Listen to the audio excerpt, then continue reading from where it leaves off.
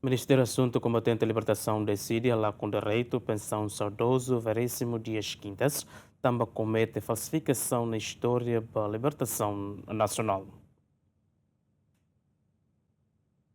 E haloran ronulu recém o fulang abril né Ministério Asuntu Kombatente Libertasaun Nasional hasai despaisu ida o de hatoba presidente Conselho Administração Conselho Kombatente Libertasaun Nasional Vidal de Jesus reacliman katak li husi despaisu número MACLN bara MACLN nebe declara anulação para Saudozu Virisimo Dias Quintas hanesan martir Libertasaun Nasional. Decisão ida ne halo baseia ba consultação o responsáveis resistência região o de confirma com a factos histórico nebe alegado e a carta reclamação com a pedido cancelamento atribuição com decoração nebe apresenta husi vítima sira massacre moapitine Los Palos Lauteng no base ba Estatuto Kombatentes Libertasaun Nasional.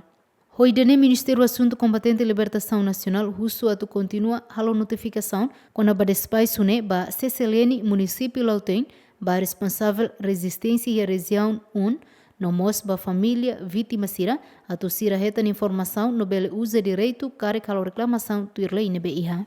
No nemos ia comunicado nesse cita revoga ondra direito no benefício roto nebe estado oferece ba Saudozu inclui condecoração ordem valentilnian. Ia comunicado mosatetan despaisu idane produz efeito imediato la prejudica ninia impugnação administrativa do lei. Além de nele, husi comunicado nebe Ziemeni acesso e a quarta ne husi tenente general Domingos falo ratelai kadak ne husu ba autor livro saia mate untuk kemerdekaan Saudozu Dias Quintas atu suspende ne livro.